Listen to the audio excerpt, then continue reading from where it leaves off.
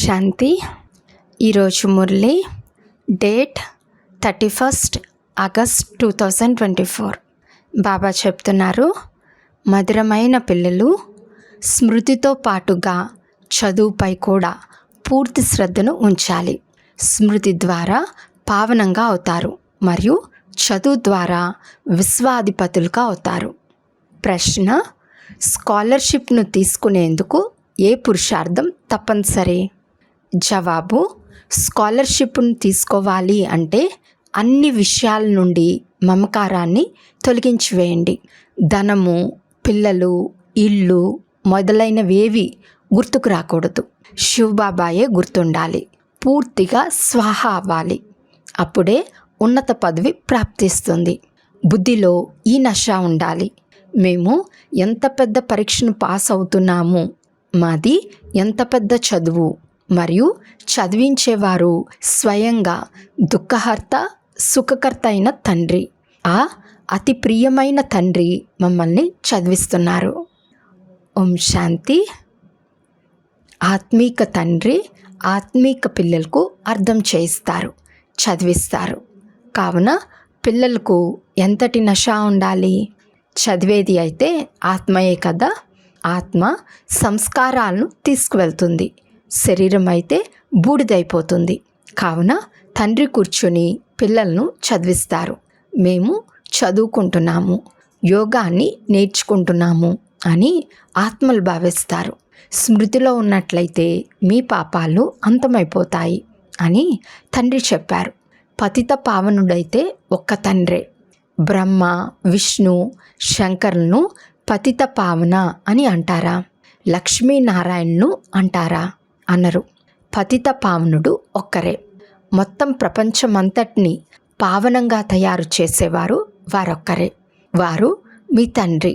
పిల్లలకు తెలుసు, అతి మధురమైన అనంతమైన తండ్రి వారే. వారినే భక్తి మార్గంలో ఇలా తలుచుకుంటూ వచ్చారు. బాబా రండి, మీరు వచ్చి మా దుఃఖాలను హరించండి, సుఖాన్ని ఇవ్వండి. సృష్టి అయితే అదే కదా. ఈ చక్రంలోకైతే అందరూ రావాల్సిందే.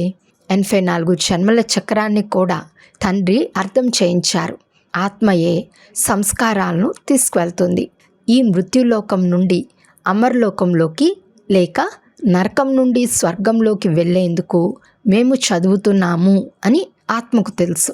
తండ్రి పిల్లలైన మిమ్మల్ని మళ్ళీ విశ్వాధిపతులుగా తయారు చేయటానికి వస్తారు. మీరు ఎంత పెద్ద పరీక్షను పాస్ అవుతున్నారు? ఉన్నతోన్నతుడైన తండ్రిని చదివిస్తున్నారు. ఉన్నతోన్నతుడైన తండ్రి చదివిస్తున్నారు. ఏ సమయంలోనైతే బాబా కూర్చుని చదివిస్తారో ఆ సమయంలో నష ఎక్కుతుంది. బాబా ఎంతో జోరుగా నష ఎక్కిస్తారు. తండ్రి అమర్లోకం కొరకు యోగులుగా తయారు చేయటానికే వస్తారు. ఇక్కడ ఎవరు యోగులుగా లేరు. యోగులైన దేవతల ముందు మనం శిరస్సు వంచి నమస్కరిస్తూ వచ్చామని మీకు కూడా తెలుసు. ఇప్పుడు మళ్ళీ బాబా మనల్ని మొత్తం విశ్వానికి యజమానులుగా తయారు చేస్తారు. కావున ఆ నష ఎక్కి ఉండాలి. ఇక్కడ నష ఎక్కి మళ్ళీ బయటకు వెళ్ళటంతో ఆ నషాయే తగ్గిపోవటం కాదు.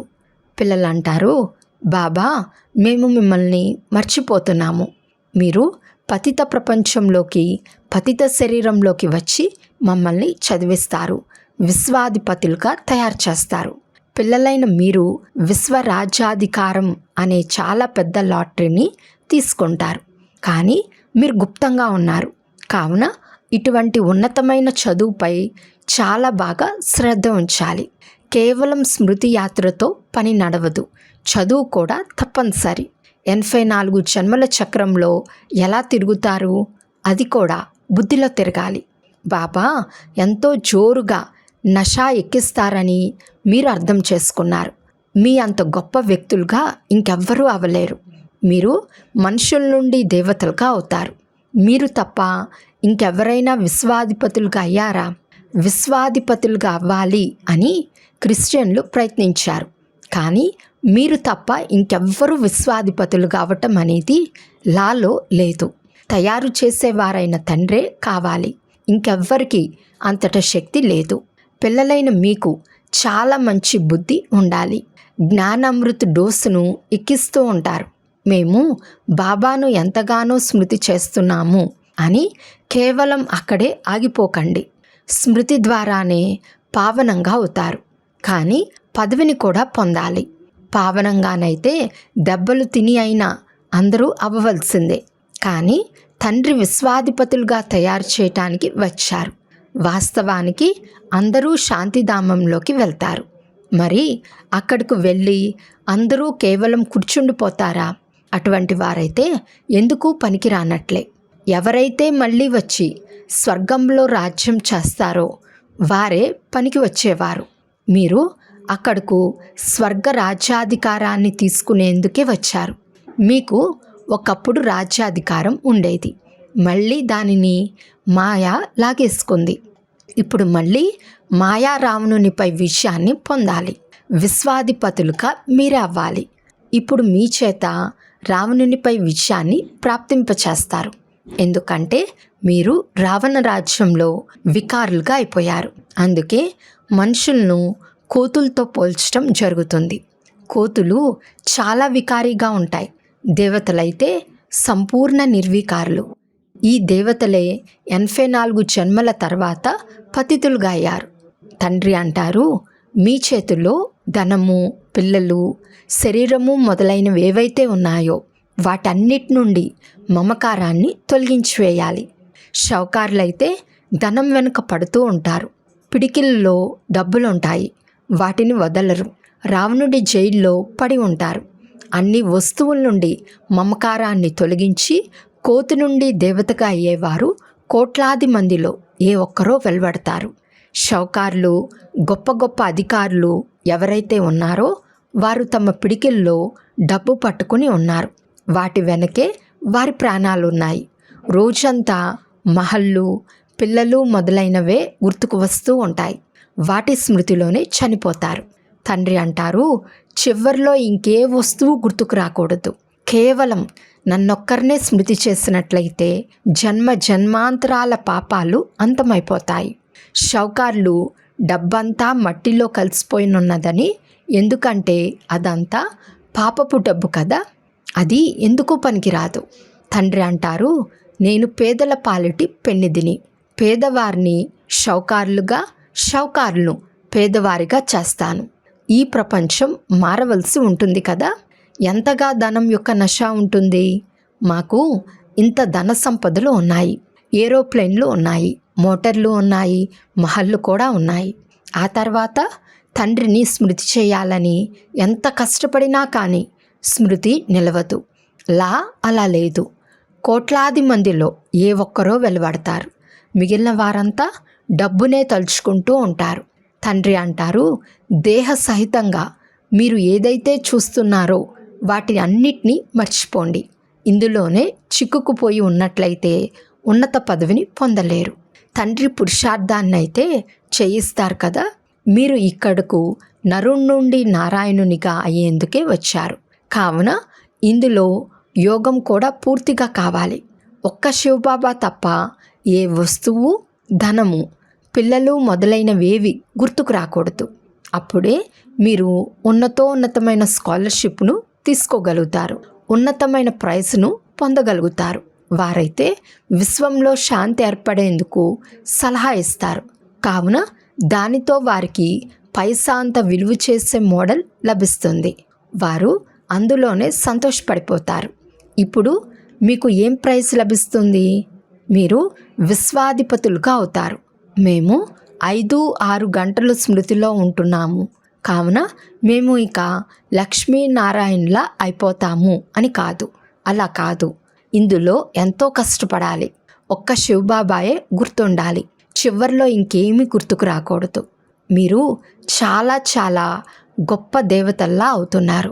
తండ్రి అర్థం చేయించారు, మీరే పూజలుగా ఉండేవారు.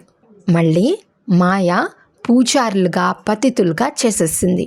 మనుషులు మిమ్మల్ని ఎలా అడుగుతారు? మీరు బ్రహ్మను దేవతగా భావిస్తున్నారా, లేక భగవంతునిగా భావిస్తున్నారా? మీరు ఇలా చెప్పండి, మేము బ్రహ్మను భగవంతుడు అని అనటం లేదు. మీరు వచ్చి అర్థం చేసుకోండి. మీ వద్ద చాలా మంచి మంచి చిత్రాలు ఉన్నాయి. త్రిమూర్తి, సృష్టి చక్రం మరియు వృక్షం యొక్క చిత్రాలు అన్నిటికన్నా నెంబర్ 1 అయినవి. ప్రారంభంలో ఈ 2 చిత్రాలే ఉండేవి. ఇవే మీకు ఎంతగానో ఉపయోగపడుతున్నాయి. లక్ష్మీనారాయణుల చిత్రాన్ని మీరు విదేశాలకు తీసుకువెళ్తే దాని ద్వారా ఎవరూ జ్ఞానాన్ని అర్థం చేసుకోలేరు. అన్నిటికంటే ముఖ్యమైన చిత్రాలు త్రిమూర్తి, సృష్టి చక్రం మరియు వృక్షం. ఇందులో ఎవరెవరు ఎప్పుడెప్పుడు వస్తారు, ఆది సనాతన దేవీ దేవతా ధర్మం ఎప్పుడు అంతమవుతుంది, మళ్ళీ ఏకధర్మ స్థాపనను ఎవరు చేస్తారో అన్నది చూపించటం జరిగింది. ఇతర ధర్మాలన్నీ అంతమైపోతాయి. అందరికన్నా పైనే శివబాబా ఉన్నారు. ఆ తర్వాత బ్రహ్మ నుండి విష్ణు, విష్ణువు నుండి బ్రహ్మ. ఈ వివరణ ఉంది కదా. దీనికోసమే చిత్రాలను తయారు చేశారు. ఇకపోతే సూక్ష్మవతనం కేవలం సాక్షాత్కారాల కోసమే ఉంటుంది. తండ్రి రచయిత. మొదట సూక్ష్మవతనం యొక్క రచయిత, ఆ తర్వాత స్థూలవతనం యొక్క రచయిత. బ్రహ్మ దేవత కాదు, విష్ణు దేవత. అర్థం చేయించేందుకు మీకు సాక్షాత్కారం జరుగుతుంది. ప్రజాపిత బ్రహ్మ అయితే ఇక్కడే ఉన్నారు కదా. బ్రహ్మతో పాటు బ్రాహ్మణులు ఉన్నారు. వారే మళ్ళీ దేవతలుగా ఉన్నారు. దేవతలైతే అలంకరించబడి ఉన్నారు. వీరిని ఫరిస్తా అని అంటారు. ఫరిస్తాగా అయి మళ్ళీ వచ్చి దేవతా పదవిని పొందుతారు. గర్భమహల్లో జన్మ తీసుకుంటారు. ప్రపంచం మారుతూ ఉంటుంది. మున్ముందు మీరందరూ చూస్తూ ఉంటారు. చాలా దృఢంగా అయిపోతారు. ఇంకా కొద్ది సమయం మాత్రమే మిగిలి ఉంది. మీరు నరుణ్ నుండి నారాయణునిగా అయ్యేందుకు వచ్చారు. ఫెయిల్ అయిపోతే ప్రజలుగా అయిపోతారు. సన్యాసులు మొదలైన వారు ఈ విషయాలను అర్థం చేయించలేరు. రాముని రాజ్యంలో ప్రజలు కూడా షౌకార్లే మరియు ఆ నగరంలో అందరూ దాతలే. కాబట్టి ధర్మానికి సదా ఉపకారం జరుగుతుందని గానం చేస్తారు. కావున అక్కడ ఇటువంటి అధర్మ విషయాలు ఎలా ఉండగలవు? ఇవన్నీ భక్తి మార్గపు విషయాలు. అందుకే అసత్యమైన మాయ, అసత్యమైన శరీరం అన్న గాయనం ఉంది. మాయా అని పంచవికారాలనే అంటారు, అంతేకాని ధనాన్ని కాదు. ధనాన్ని సంపద అని అనటం జరుగుతుంది. మనుషులకు మాయా అని దేనిని అంటారో కూడా తెలియదు. ఈ తండ్రి మధురాతి మధురమైన పిల్లలకు అర్థం చేయిస్తారు. తండ్రి అంటారు, పరమాత్మనైన నేను మిమ్మల్ని నాకంటే కూడా ఉన్నతముగా విశ్వాధిపతులుగా తయారు చేస్తాను. మీరు చదువుతున్నారు. ఇది ఎంతటి ఉన్నతమైన చదువు! మనుషుల నుండి దేవతలుగా తయారు చేయటానికి భగవంతునికి ఎంతో సమయం పట్టదు. దేవతలు సత్యుగంలో ఉంటారు, మనుషులు కలియుగంలో ఉంటారు. మీరు ఇప్పుడు సంగమంలో కూర్చుని మనుషుల నుండి దేవతలుగా అవుతున్నారు. తండ్రి ఎంత సహజంగా తెలియజేస్తారు. పవిత్రంగా తప్పకుండా అవ్వాలి. అలాగే ప్రజలను కూడా ఎంతోమందిని తయారు చేసుకోవాలి. కల్పకల్పము మీరు సత్యుగంలో ఉన్నంతమంది ప్రజలు తయారు చేస్తారు. సత్యుగం ఒకప్పుడు ఉండేది, ఇప్పుడు లేదు. మళ్ళీ అది తయారవుతుంది. ఈ లక్ష్మీనారాయణులు విశ్వాధిపతులుగా ఉంటారు. చిత్రాలైతే ఉన్నాయి కదా. తండ్రి అంటారు, ఈ జ్ఞానాన్ని మీకు ఇప్పుడే ఇస్తాను. ఇది మళ్ళీ కనుమరుగైపోతుంది. మళ్ళీ ద్వాపరం నుండి భక్తి ప్రారంభమవుతుంది. రావణ రాజ్యం వచ్చేస్తుంది. సృష్టి చక్రం ఎలా తిరుగుతుంది అనేది మీరు విదేశాల్లో కూడా అర్థం చేయించవచ్చు. లక్ష్మీనారాయణుల చిత్రంతో ఇతర ధర్మాల వారికి సంబంధం లేదు. కావుననే బాబా అంటారు, ఈ త్రిమూర్తి మరియు వృక్షం ముఖ్యమైన చిత్రాలు. ఇవి చాలా ఫస్ట్ క్లాస్ అయినవి. ఫలానా ఫలానా ధర్మాలు ఎప్పుడెప్పుడు వస్తాయి, క్రైస్ట్ ఎప్పుడు వస్తారు అనే విషయాలను వృక్షం మరియు చక్రం ద్వారా అర్థం చేసుకుంటారు.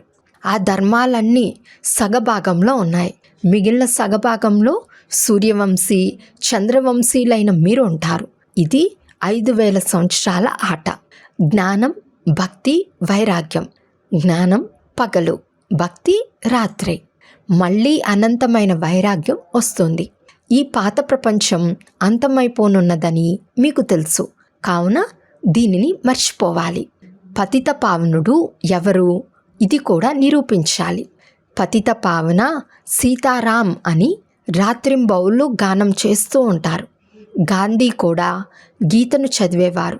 వారు కూడా ఓ పతిత పావన సీతల రాముడా అని గానం చేసేవారు. ఎందుకంటే సీతలైన మీరందరూ వధువులు కదా. ఆ తండ్రి వరుడు. వారు మళ్ళీ రఘుపతి రాఘవ రాజారాం అని అంటారు. అతను త్రేతాయుగపు రాజు. మొత్తం విషయం అంతటినీ తికమక చేసేశారు. అందరూ చప్పట్లు కొడుతూ పాడుతూ ఉంటారు. ఇంతకుముందు నేను కూడా అలా పాడేవాడిని. 1 సంవత్సరం ఖాదీ బట్టలు మొదలైనవి ధరించాను. తండ్రి అర్థం చేస్తున్నారు. ఇతను కూడా గాంధీకి ఫాలోవర్గా అయ్యారు. ఇతనైతే అన్నీ అనుభవం చేశారు. ఫస్ట్ నుండి లాస్ట్ అయిపోయారు. ఇప్పుడు మళ్ళీ ఫస్ట్ అవుతారు. ఎక్కడంటే అక్కడ బ్రహ్మను పెట్టేశారు అని మీతో అంటారు. అరే, బ్రహ్మ అయితే వృక్షంలో పైన నిలబడి ఉన్నారు కదా. ఇలా కూడా అర్థం చేయించాలి. ఎంత స్పష్టంగా ఉంది. ఇతను పతిత ప్రపంచపు అంతిమంలో నిలబడ్డారు. శ్రీకృష్ణుణ్ణి కూడా పైన చూపించారు. 2 పిల్లలు కొట్లాడుకుంటాయి. వెన్నను మధ్యలో శ్రీకృష్ణుడు తినేస్తాడు. మాతలకు సాక్షాత్కారం జరుగుతుంది. అతని నోట్లో వెన్న ఉంది లేక చంద్రుడు ఉన్నాడు అని భావిస్తారు. వాస్తవానికి విశ్వరాజ్యాధికారం నోట్లో ఉంది. 2 పిల్లలు పరస్పరం కొట్లాడుకుంటాయి. వెన్న దేవతలైన మీకు లభిస్తుంది. ఇది విశ్వరాజ్యాధికారం రూపీ వెన్న. బాంబులు మొదలైన వాటిని తయారు చేయటానికి కూడా ఎంతో అభివృద్ధి చేస్తున్నారు. మనుషులు వెంటనే మరణించేలా ఆ విధమైన వస్తువులను ఉపయోగిస్తారు. అలా ఆర్తనాదాలు చేస్తూ ఉండిపోవటం అనేది జరగకూడదు. హిరోషిమాలో జరిగిన దానికి ఇప్పటి వరకు ఇంకా రోగులుగా ఉన్నారు. కావున తండ్రి అర్థం చేస్తారు. మధురాతి మధురమైన పిల్లలు, అర్ధకల్పం వరకు మీరు సుఖంగా ఉంటారు.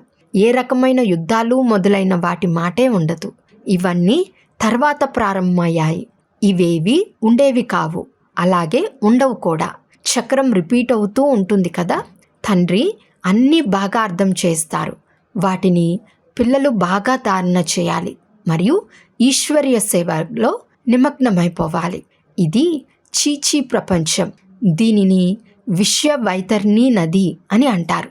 కావున పిల్లలకు తండ్రి కూర్చుని అర్థం చేస్తారు. తండ్రి మిమ్మల్ని ఎంతైతే ఉన్నతంగా భావిస్తున్నారో మీరు స్వయాన్ని అంత ఉన్నతంగా భావించటం లేదు. పిల్లలైన మీకు చాలా నశ ఉండాలి.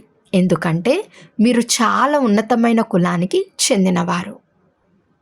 అచ్చా, మధురాతి మధురమైన అపురూపమైన పిల్లలకు మాతాపిత బాప్దాదాల ప్రియ స్మృతులు మరియు గుడ్ మార్నింగ్. ఆత్మీక పిల్లలకు ఆత్మీక తండ్రి నమస్తే. ఆత్మీక తండ్రికి ఆత్మీక పిల్లల యొక్క ప్రియ స్మృతులు మరియు నమస్తే నమస్తే నమస్తే. ధారణ కొరకు ముఖ్య సారం. ఫస్ట్ పాయింట్, మీ బుద్ధిని బాగా తీర్చిదిద్దుకునేందుకు రోజు జ్ఞానామృతం యొక్క డోసును తీసుకోవాలి. స్మృతితో పాటుగా చదువుపై కూడా పూర్తి శ్రద్ధను తప్పకుండా ఉంచాలి. ఎందుకంటే చదువు ద్వారానే ఉన్నత పదవి లభిస్తుంది. సెకండ్ పాయింట్, మనం ఉన్నతమైన కులానికి చెందిన వారం. స్వయంగా భగవంతుడే మనల్ని చదివిస్తున్నారు. ఈ నశాలోనే ఉండాలి. జ్ఞానధారణ చేసి ఈశ్వర్య సేవలో నిమగ్నమవ్వాలి. వరదానము: సంతుష్టత యొక్క విశేషత ద్వారా ప్రతి కఠినమైన పరీక్షల్లోనూ సఫలతను పొందే దృఢతా సంపన్న భవ. సంతుష్టత బ్రాహ్మణుల విశేష లక్షణం. ఏ పాత్ర అయితే లభించిందో అందులో సంతుష్టంగా ఉండటమే ముందుకు వెళ్ళటం. ఏదైనా కింద మీద అయినా లేక ఎవరైనా అవమానించినా కానీ దాత పిల్లలు ఎప్పుడూ ఏ విషయంలోనూ అసంతుష్టులు అవ్వలేరు. వారు స్వయంతో కూడా సంతుష్టంగా ఉంటారు మరియు ఇతరులతో కూడా సంతుష్టంగా ఉంటారు. దీని కొరకు ఈ దృఢతా సంపన్నమైన సంకల్పం చేయండి. ఎంతటి కఠినమైన పరీక్ష వచ్చినా కానీ నేను సంతుష్టంగా ఉండాల్సిందే. అప్పుడు సఫలతను పొందుతూ ఉంటారు. స్లోగన్: ఎవరి హృదయంలోనైతే సదా సంతోషం అనే సూర్యుడు ఉదయించి ఉంటాడో వారే సంతోషంగా ఉంటారు. అచ్చా. ఓం శాంతి.